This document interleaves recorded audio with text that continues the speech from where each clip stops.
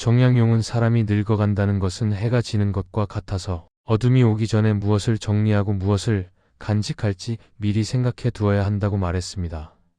그대들은 나이 앞에서 불안해진 적이 있습니까? 40이 되니 뭔가 늦은 것 같고 50이 되니 이제 끝난 것 같고 60이 되니 남은 것이 없는 것 같은 그런 막막한 말입니다. 주변을 둘러보면 같은 나이인데도 누군가는 여전히 눈이 빛나고 누군가는 이미 모든 것을 포기한 듯 보입니다. 같은 숫자를 사는데 왜 이렇게 다른 걸까요? 흔히들 나이가 들면 자연스럽게 지혜로워진다고 믿습니다. 세월이 쌓이면 분별력이 생기고 경험이 축적되면 판단력이 날카로워진다고요. 시간이 흐르면 상처도 아물고 미움도 사라지고 집착도 녹아내린다고요. 그러나 정약용이 유배지에서 만난 수많은 사람들은 그 믿음이 얼마나 허술한지 보여주었습니다. 나이만 먹고 어리석음은 그대로인 사람, 젊은 시절의 상처를 60이 넘도록 붙들고 있는 사람, 40에 이미 삶을 포기한 사람들을 그는 숱하게 보았습니다. 강진의 한 노인은 80이 넘었는데도 30년 전 이웃과의 다툼을 어제 일처럼 분해했고 또 다른 이는 50도 되기 전에 모든 것을 체념한 채 그저 하루하루를 흘려보내고 있었습니다.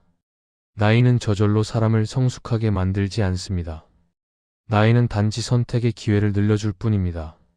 무엇을 내려놓을 것인가, 무엇을 끝까지 붙잡을 것인가. 이 두 가지 질문 앞에서 어떤 답을 내리느냐에 따라 같은 숫자를 살아도 전혀 다른 삶이 펼쳐집니다. 어떤 이는 40에 이미 노인이 되고 어떤 이는 70에도 청년의 눈빛을 잃지 않습니다. 그 차이는 타고난 기질이 아니라 매 순간의 선택에서 비롯됩니다. 정약용은 40에 유배를 떠났습니다. 벼슬도 잃고 명예도 잃고 가족과도 헤어졌습니다. 한양에서 잘나가던 학자가 하루아침에 죄인이 되어 먼 시골로 끌려가는 신세가 되었습니다.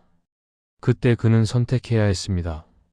분노를 붙잡을 것인가, 아니면 분노를 내려놓고 배움을 붙잡을 것인가. 원망 속에서 썩어갈 것인가, 아니면 이 시간조차 의미 있게 만들 것인가. 그는 후자를 택했고 그 선택 이후 18년의 유배 생활을 지옥이 아닌 수련의 시간으로 바꾸어 놓았습니다. 그곳에서 그는 500권이 넘는 저술을 남겼습니다. 분노를 붙잡았다면 불가능했을 일입니다. 50에 그는 자신의 과거 글들을 다시 읽으며 부끄러움을 느꼈습니다. 젊은 시절 자신이 얼마나 오만했는지, 얼마나 남의 말에 귀를 닫고 있었는지 깨달았기 때문입니다. 촉망받는 학자라는 자부심이 눈과 귀를 가렸던 것입니다. 그때 그는 또 한 번 선택했습니다. 체면을 붙잡을 것인가, 아니면 체면을 내려놓고 겸손을 붙잡을 것인가. 과거의 자신을 변호할 것인가, 아니면 솔직히 인정하고 고칠 것인가. 그는 다시 후자를 택했습니다.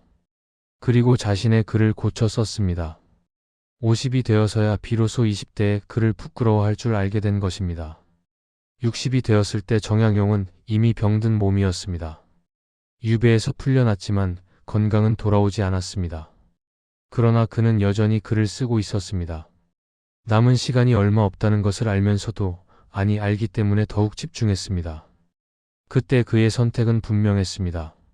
후회를 붙잡을 것인가, 아니면 후회를 내려놓고 오늘을 붙잡을 것인가. 지나간 날들을 한탄하며 남은 날들을 흘려보낼 것인가, 아니면 오늘 할 수 있는 일에 모든 힘을 쏟을 것인가. 40대, 50대, 60대. 이 세 시기는 단순히 시간의 흐름이 아닙니다. 각각의 나이에는 그 나이만의 과제가 있고 그 나이만의 함정이 있습니다. 무엇을 붙잡고 무엇을 놓아야 하는지 그 균형이 나이마다 달라집니다. 40에 붙잡아야 할 것을 50에도 붙잡고 있으면 무거워지고 60에 내려놓아야 할 것을 끝까지 쥐고 있으면 손이 마비됩니다. 이 이야기는 나이를 두려워하는 그대들에게 전하는 것이 아닙니다. 나이를 제대로 맞이하고 싶은 그대들에게 전하는 것입니다. 정약용이 유배지에서 깨달은 것, 그것은 특별한 비밀이 아니었습니다. 다만 매 순간 선택하는 것, 무엇을 내려놓고 무엇을 붙잡을지 결정하는 것, 그것이 나이를 먹는다는 것의 진짜 의미라는 사실이었습니다. 나이는 숫자가 아니라 선택의 축적입니다. 40대는 무엇이 다를까요? 정약용이 40이 되던 해, 그는 인생의 정점에 있었습니다. 정조의 신임을 받는 학자, 실학의 선구자, 앞날이 창창한 관료. 그러나 바로 그의 정조가 세상을 떠났고 그의 인생은 벼랑 끝으로 밀려났습니다. 40이라는 나이는 그에게 전성기이면서 동시에 추락의 시작이었습니다. 40대의 가장 큰 함정은 조급함입니다. 이제 인생의 절반이 지났다는 생각, 아직 이루지 못한 것들에 대한 초조함, 젊은 세대에게 밀리고 있다는 불안. 이런 감정들이 40대의 마음을 잠식합니다. 그러다 보니 무리한 선택을 하기 쉽습니다. 더 빨리, 더 많이, 더 높이. 그러나 조급함에 휩쓸려 내린 결정은 대부분 후회를 남깁니다. 정약용은 유배지에서 40대의 자신을 돌아보며 이렇게 적었습니다. 그때 나는 너무 많은 것을 한꺼번에 이루려 했다고요. 학문도 벼슬도 명성도 가정도 모든 것을 완벽하게 해내려다 어느 것 하나 제대로 돌보지 못했다고요. 아내에게 소홀했고 자식들의 성장을 곁에서 지켜보지 못했고 건강도 챙기지 않았습니다. 모든 것을 잡으려다 정작 중요한 것들을 놓치고 있었던 것입니다. 40대에게 가장 중요한 것은 선택과 집중입니다. 모든 것을 다 가질 수 없다는 사실을 인정해야 합니다. 무엇을 포기할 것인가? 무엇에 에너지를 쏟을 것인가? 이 질문에 솔직하게 답해야 합니다. 정약용은 유배라는 강제적인 상황에서 그 선택을 하게 되었지만 대부분의 사람들은 스스로 그 선택을 해야 합니다. 그리고 그것이 더 어렵습니다. 40대가 조심해야 할 것은 비교입니다. 이 나이가 되면 동창들 사이에 격차가 벌어지기 시작합니다. 누군가는 큰 성공을 거두고 누군가는 여전히 제자리입니다.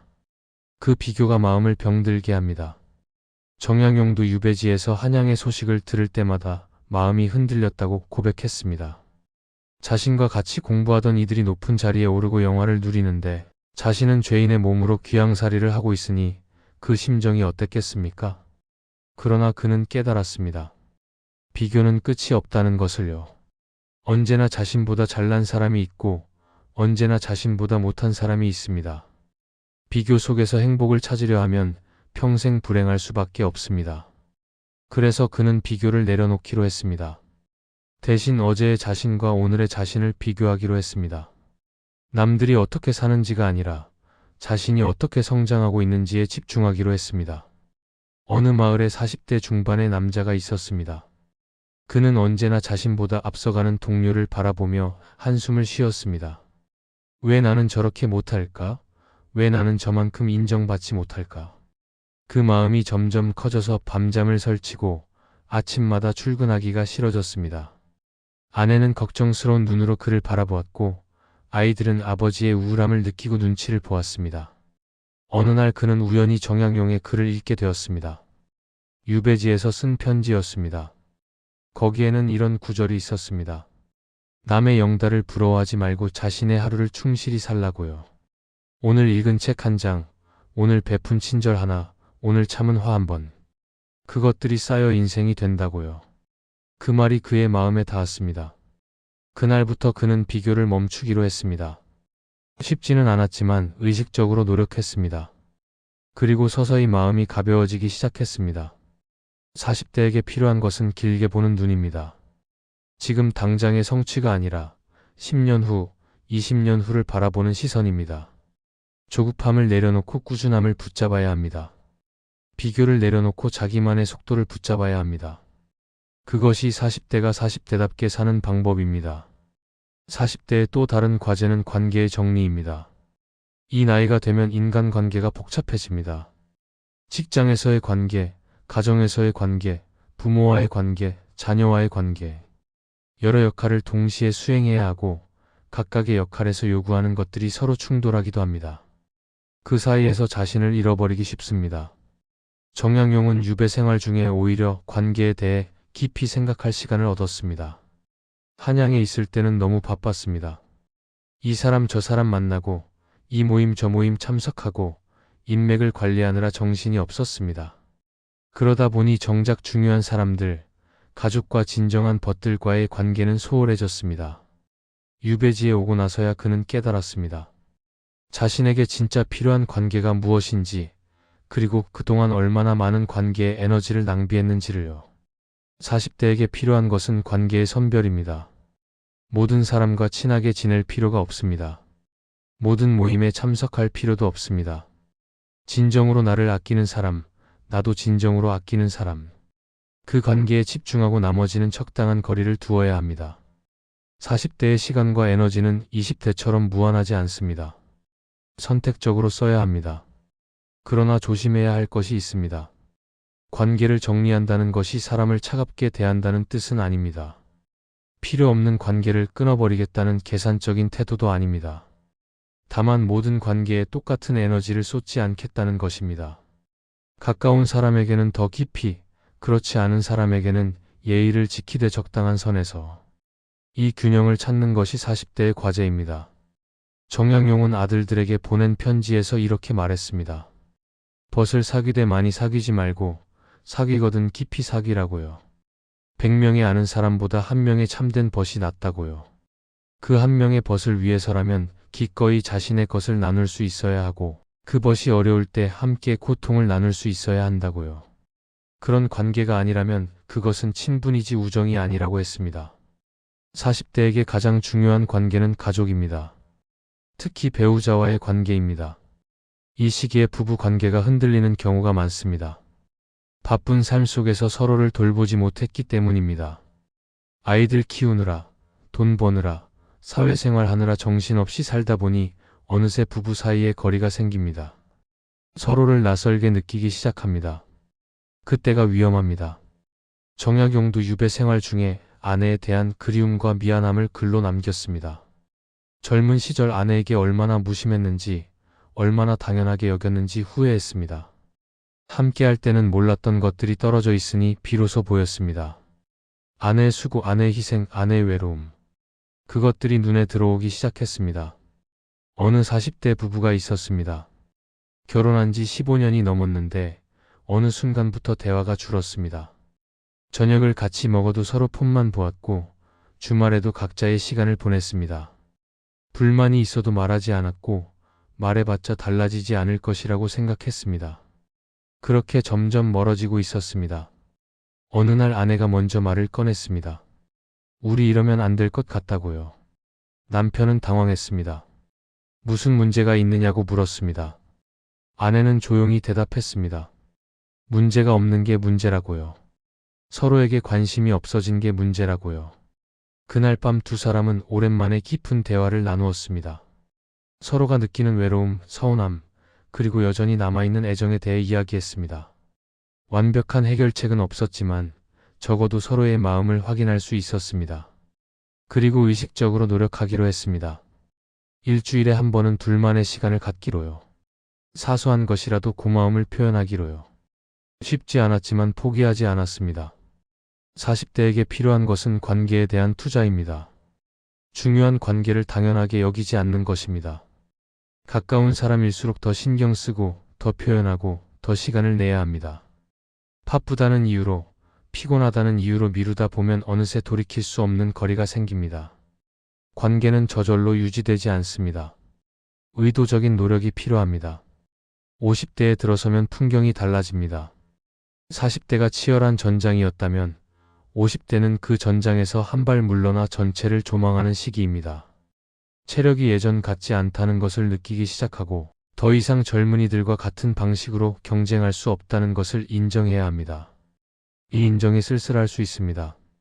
그러나 동시에 해방이 될 수도 있습니다. 정약용이 50을 맞이한 것은 여전히 유배지에서였습니다. 이미 10년 가까이 강진에 머물고 있었습니다. 그 시간 동안 그는 많은 것을 잃었지만 많은 것을 얻기도 했습니다. 잃은 것은 지위와 명성, 건강의 일부, 그리고 세상 한가운데서 활동할 기회였습니다. 얻은 것은 깊은 성찰의 시간, 진정한 학문의 완성, 그리고 삶의 본질에 대한 통찰이었습니다. 50대의 가장 중요한 과제는 받아들임입니다. 자신의 한계를 받아들이고, 시간의 유한함을 받아들이고, 모든 것을 이룰 수 없다는 사실을 받아들여야 합니다. 이것은 포기가 아닙니다. 현실적인 눈으로 자신과 세상을 바라보는 것입니다. 젊은 시절의 무한한 가능성이라는 환상에서 벗어나 지금 내가 진짜 잘할 수 있는 것, 진짜 하고 싶은 것에 집중하는 것입니다. 정약용은 50에 이르러 비로소 자신의 학문적 정체성을 완성했습니다. 젊은 시절에는 여러 방향으로 관심이 흩어졌습니다. 이것도 하고 싶고 저것도 하고 싶었습니다. 그러나 50이 되니 무엇이 자신에게 가장 중요한지 선명해졌습니다. 백성의 삶을 실질적으로 개선하는 학문, 그것이 자신의 길이라는 확신이 생겼습니다. 그래서 실학에 더욱 몰두했고 목민심서와 경세유표 같은 대작을 완성할 수 있었습니다. 50대가 조심해야 할 것은 집착입니다. 특히 젊음에 대한 집착입니다. 나이 드는 것을 부정하고 젊은 척하려 하고 과거의 영광에 매달리는 것입니다. 이런 집착은 자신을 피곤하게 만들 뿐 아니라 주변 사람들도 불편하게 만듭니다. 자연스럽게 나이 드는 것을 받아들이되 그 안에서 새로운 가치를 찾아야 합니다.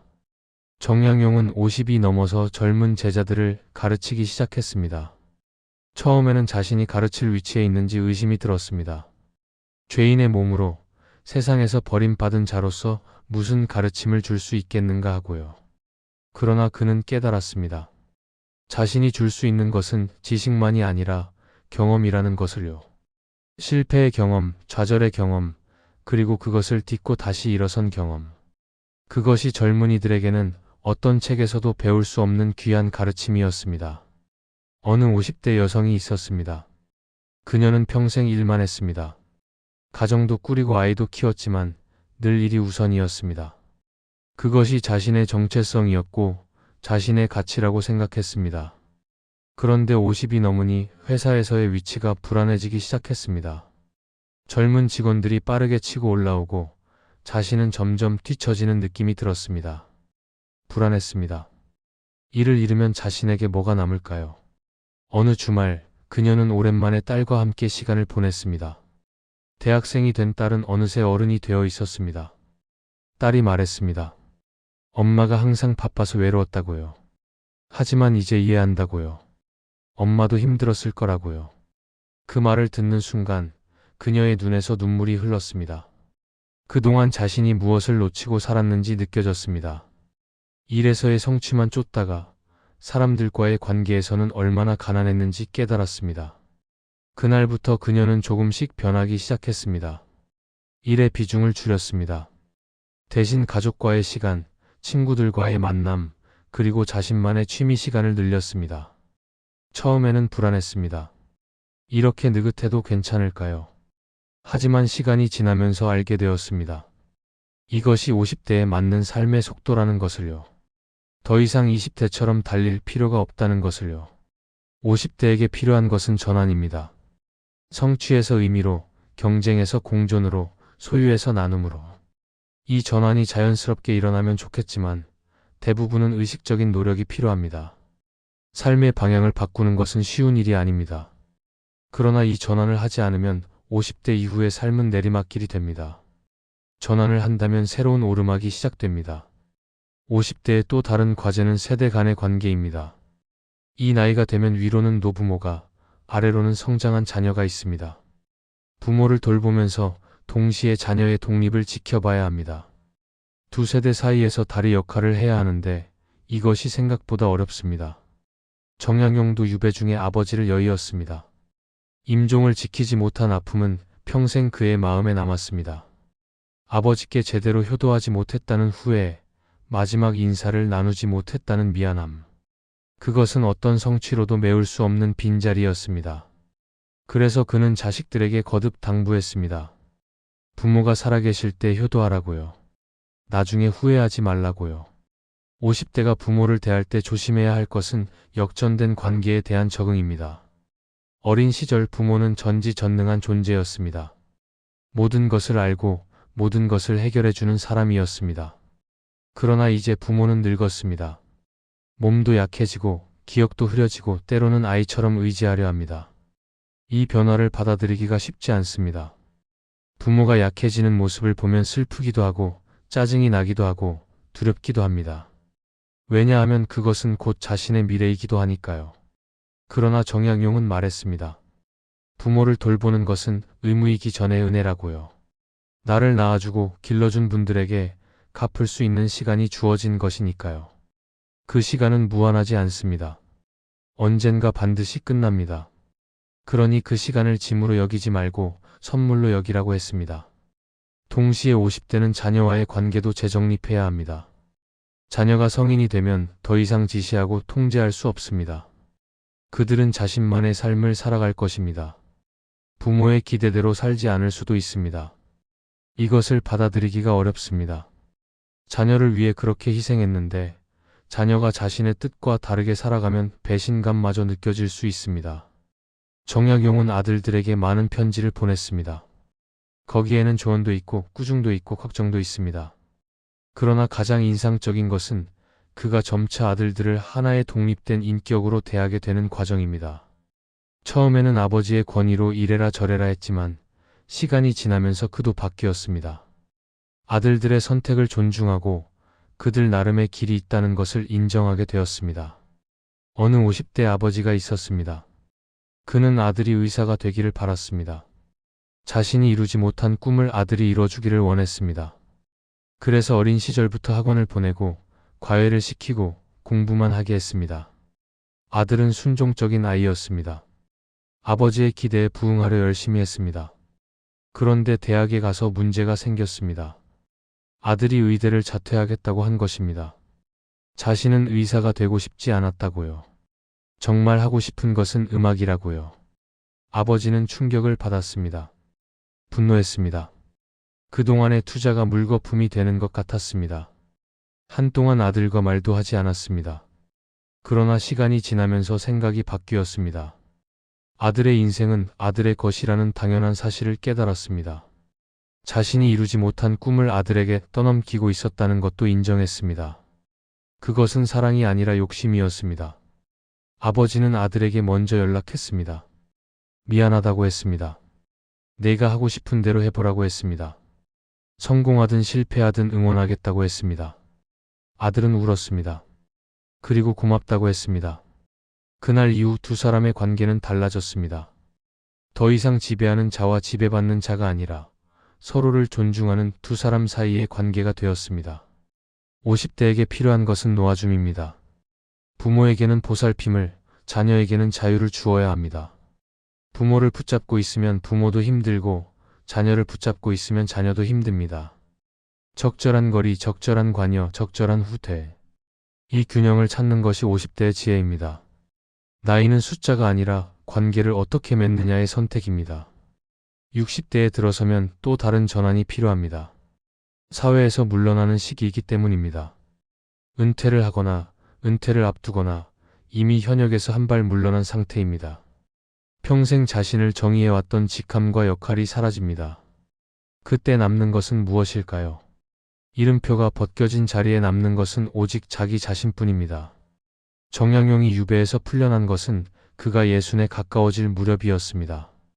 18년 만에 자유의 몸이 되었지만 그때 그는 이미 늙고 병든 몸이었습니다. 한양의 정계에 복귀할 수도 없었고 그럴 의지도 없었습니다. 그에게 남은 것은 고향에서의 조용한 삶뿐이었습니다. 세상은 그를 잊었고 그도 세상에서 한 발 물러나 있었습니다.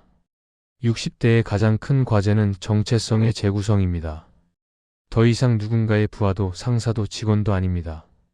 명함에 적힌 타이틀이 사라집니다. 그때 자신이 누구인지, 무엇으로 살아갈 것인지 다시 물어야 합니다. 이것은 힘든 작업입니다. 평생 외부의 역할로 자신을 정의해왔던 사람에게는 특히 그렇습니다. 갑자기 텅 빈 느낌, 쓸모 없어진 느낌, 세상에서 밀려난 느낌이 엄습합니다. 정약용은 그러나 달랐습니다. 그에게 벼슬은 자신을 정의하는 것이 아니었습니다. 그는 학자였습니다. 배우고 쓰고 가르치는 것이 그의 본질이었습니다. 그래서 벼슬이 없어도 세상의 인정이 없어도 그는 흔들리지 않았습니다. 오히려 세상의 소음에서 벗어나 자신의 일에 더 집중할 수 있었습니다. 60대가 조심해야 할 것은 허무에 빠지는 것입니다. 평생 쫓던 것들이 갑자기 의미 없어 보일 수 있습니다. 그렇게 열심히 일했는데 그래서 뭐가 달라졌나요? 돈을 벌었지만 건강을 잃었고 성공했지만 가족과 멀어졌고 인정받았지만 마음은 공허합니다. 이런 생각이 들면 위험합니다. 허무에 빠지면 남은 시간을 그냥 흘려보내게 됩니다. 아무것도 하기 싫고 아무것도 의미 없어 보이는 상태가 됩니다. 정약용은 이런 허무와도 싸워야 했습니다. 자신의 글이 세상에 쓰일 날이 올지 확신할 수 없었습니다. 시대를 앞서간 그의 사상은 당대에는 인정받지 못했습니다. 그가 죽고 한참 뒤에야 그의 진가가 드러났습니다. 그는 그것을 알고 있었을까요? 아마 몰랐을 것입니다. 그럼에도 그는 계속 썼습니다. 당장의 인정 때문이 아니라 그것이 자신이 해야 할 일이라고 믿었기 때문입니다. 어느 60대 남자가 있었습니다. 35년을 한 회사에서 일하고 은퇴했습니다. 은퇴 첫날 그는 무엇을 해야 할지 몰랐습니다. 아침에 눈을 떠도 갈 곳이 없었습니다. 아내는 출근하듯 아침마다 집을 나섰고 그는 혼자 남아 텔레비전을 보았습니다. 일주일이 지나고 한 달이 지나고 점점 우울해졌습니다. 자신이 쓸모없는 존재처럼 느껴졌습니다. 어느 날 그는 산책을 나갔습니다. 동네 공원에서 벤치에 앉아 있는데 옆에 비슷한 나이의 노인이 앉았습니다. 그 노인은 손녀에게 바둑을 가르치고 있었습니다. 아이는 잘 이해하지 못하는 것 같았지만 노인은 인내심 있게 설명했습니다. 그 모습이 그의 마음에 와닿았습니다. 무언가를 전해주는 것. 그것이 남은 시간을 의미 있게 만드는 방법일 수 있겠다는 생각이 들었습니다. 그는 자신이 잘하는 것을 생각해 보았습니다. 35년간 회계 일을 했습니다. 숫자에 밝았고 꼼꼼했습니다. 그래서 그는 지역센터에서 어르신들에게 가계부 쓰는 법을 가르치기 시작했습니다. 작은 일이었지만 그에게는 큰 의미가 있었습니다.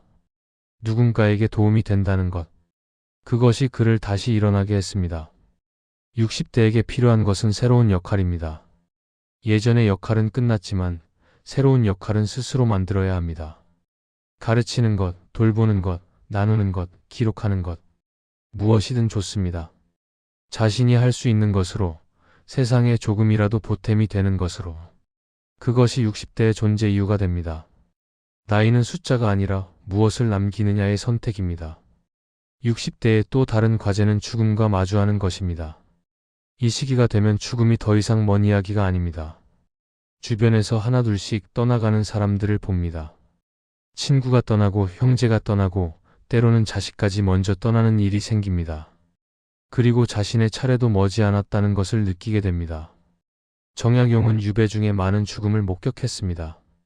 함께 유배온 이들 중 몇몇은 그곳에서 생을 마감했습니다. 고향에서 들려오는 소식도 대부분 부고였습니다.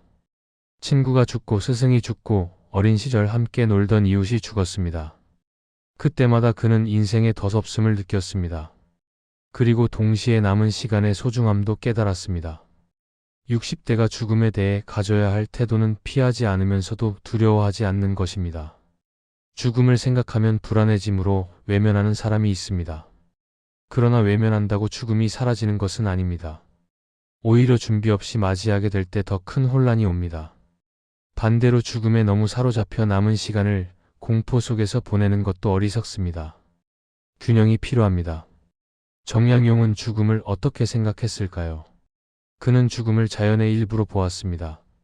태어남이 있으면 죽음이 있고 시작이 있으면 끝이 있다고요. 그것을 거부하려는 것은 자연의 이치를 거스르는 것이라고요. 중요한 것은 얼마나 오래 사느냐가 아니라 어떻게 사느냐라고 그는 거듭 말했습니다. 어느 60대 여성이 있었습니다. 그녀는 최근 유방암 진단을 받았습니다. 다행히 초기였지만 그 경험은 그녀의 삶을 바꾸어 놓았습니다. 전에는 사소한 일에도 짜증을 냈고 매일 불평을 달고 살았습니다. 그런데 암 진단 이후 모든 것이 달라 보였습니다. 아침에 눈을 뜨는 것이 감사했습니다. 따뜻한 밥을 먹을 수 있는 것이 감사했습니다. 가족과 함께 할 수 있는 것이 감사했습니다. 그녀는 말했습니다. 이상하게 들리겠지만 암 진단이 제게 선물 같았다고요. 물론 무섭고 힘들었지만 그 전까지 당연하게 여기던 것들의 소중함을 깨닫게 해주었으니까요. 이제 남은 시간을 어떻게 쓸지 진지하게 생각하게 되었다고요. 더 이상 미루지 않기로 했다고요. 만나고 싶은 사람 만나고 가고 싶은 곳 가고 하고 싶은 말 하기로 했다고요. 60대에 조심해야 할 것은 미루는 것입니다. 언젠가 하겠지, 나중에 하겠지. 그 나중이 오지 않을 수 있습니다. 지금 하지 않으면 영영 못할 수 있습니다. 그래서 정약용은 말했습니다. 오늘 할 수 있는 일을 내일로 미루지 말라고요. 특히 사람에 관한 일은 더욱 그렇다고요. 감사의 말, 사과의 말, 사랑의 말. 이런 것들은 미루면 후회가 됩니다. 정약용 자신도 아버지의 임종을 지키지 못한 것을 평생 후회했습니다. 아내에게 더 잘해주지 못한 것을 후회했습니다. 친구들과 더 많은 시간을 보내지 못한 것을 후회했습니다. 그래서 그는 자식들에게 말했습니다. 중요한 것은 미루지 말라고요. 표현하고 싶은 마음이 있으면 지금 표현하라고요. 기회는 언제 사라질지 모릅니다. 어느 노인이 있었습니다. 그는 오랜 친구와 사이가 틀어진 채 30년을 살았습니다. 젊은 시절 사업 문제로 다퉜고 서로 얼굴도 안 보며 지냈습니다. 그러다 그 친구가 위독하다는 소식을 들었습니다. 가야 할지 말아야 할지 고민했습니다. 30년의 세월이 무겁게 느껴졌습니다. 그러나 결국 갔습니다. 병상에 누운 친구의 손을 잡았습니다. 한참 동안 아무 말도 하지 못했습니다. 그러다 겨우 한마디 했습니다. 미안했다고요. 친구도 겨우 대답했습니다. 나도 미안했다고요. 그리고 며칠 후 그 친구는 세상을 떠났습니다. 노인은 생각했습니다. 만약 그날 가지 않았다면 평생 후회했을 것이라고요. 30년 동안 품고 있던 앙금이 한마디로 녹았다고요. 늦었지만 다행이라고요. 60대에게 필요한 것은 정리입니다. 마음의 정리, 관계의 정리, 그리고 삶의 정리입니다. 아직 해결하지 못한 갈등이 있다면 풀어야 합니다. 아직 전하지 못한 말이 있다면 전해야 합니다. 아직 정리하지 못한 것들이 있다면 정리해야 합니다. 그것이 남은 시간을 평화롭게 만드는 방법입니다. 나이는 숫자가 아니라 무엇을 마무리하느냐의 선택입니다. 이제 마무리할 시간입니다. 40대, 50대, 60대. 각각의 나이에는 각각의 과제와 함정이 있습니다. 40대에는 조급함과 비교를 내려놓고 선택과 집중을 붙잡아야 합니다. 50대에는 집착과 부정을 내려놓고 받아들임과 전환을 붙잡아야 합니다. 60대에는 허무와 미움을 내려놓고 새로운 역할과 정리를 붙잡아야 합니다. 정약용은 70을 바라보는 나이에 이 세상을 떠났습니다. 그의 마지막 날들이 어땠는지 정확히 알 수는 없습니다. 그러나 그가 남긴 글들을 보면 그가 어떤 마음으로 생을 마감했는지 짐작할 수 있습니다. 후회보다는 감사가 많았을 것입니다. 원망보다는 평화가 깊었을 것입니다. 유배의 고통도, 벼슬을 잃은 아픔도, 가족과 떨어진 슬픔도 모두 삶의 일부로 받아들였을 것입니다. 그가 우리에게 남긴 것은 무엇일까요? 그의 학문도 중요하지만 그보다 더 중요한 것은 그가 삶을 대한 태도입니다. 어떤 상황에서도 배움을 멈추지 않았습니다. 어떤 고통 속에서도 의미를 찾으려 했습니다. 어떤 실패 앞에서도 다시 일어났습니다. 그것이 그가 우리에게 보여준 삶의 방식입니다. 나이는 피할 수 없습니다. 누구나 40이 되고 50이 되고 60이 됩니다.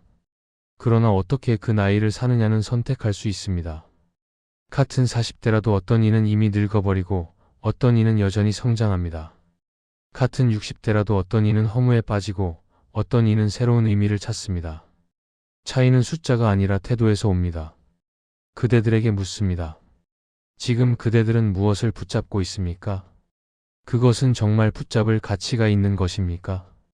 혹시 놓아야 할 것을 끝까지 쥐고 있지는 않습니까? 반대로 붙잡아야 할 것을 너무 쉽게 놓아버리지는 않았습니까? 40대라면 스스로에게 물어보십시오. 내가 지금 쫓고 있는 것이 정말 나를 위한 것인가요? 남들의 시선, 사회의 기준, 비교의 늪에 빠져 정작 중요한 것을 놓치고 있지는 않은가요? 일과 가정의 균형, 성취와 관계의 균형을 잘 맞추고 있나요? 50대라면 스스로에게 물어보십시오. 나이 드는 것을 받아들이고 있나요? 젊음에 대한 미련을 아직도 붙잡고 있지는 않나요? 부모와 자녀 사이에서 균형을 잘 유지하고 있나요? 새로운 방향으로 전환할 준비가 되어 있나요? 60대라면 스스로에게 물어보십시오. 나의 정체성을 역할이 아닌 존재 자체에서 찾고 있나요? 남은 시간을 의미 있게 쓰고 있나요? 아직 정리하지 못한 관계, 전하지 못한 말이 있지는 않나요? 죽음을 피하지도 두려워하지도 않으며 자연스럽게 바라보고 있나요? 정약용은 말했습니다. 사람의 하루는 짧지만 그 하루 안에 평생이 담겨 있다고요. 오늘 하루를 어떻게 사느냐가 곧 인생 전체를 어떻게 사느냐와 같다고요. 그러니 오늘을 함부로 보내지 말라고 했습니다. 오늘의 선택이 내일의 나를 만들고 내일의 선택이 모레의 나를 만듭니다. 그렇게 쌓인 선택들이 한 사람의 인생이 됩니다. 나이는 숫자가 아닙니다. 나이는 선택의 축적입니다. 무엇을 내려놓고 무엇을 붙잡느냐, 그 선택들이 모여 한 사람의 품격이 됩니다. 40대의 품격, 50대의 품격, 60대의 품격. 그것은 저절로 생기지 않습니다. 매 순간의 의식적인 선택에서 비롯됩니다. 이 이야기를 마치며 한 가지만 기억해 주십시오. 지금 이 순간에도 선택은 계속됩니다. 무엇을 내려놓을 것인가, 무엇을 붙잡을 것인가. 그 질문에 대한 답이 그대들의 나이를 결정합니다. 숫자로서의 나이가 아니라 삶의 깊이로서의 나이를요. 결국 남는 것은 그대들이 어떤 선택을 해왔느냐입니다. 그것이 삶의 전부입니다.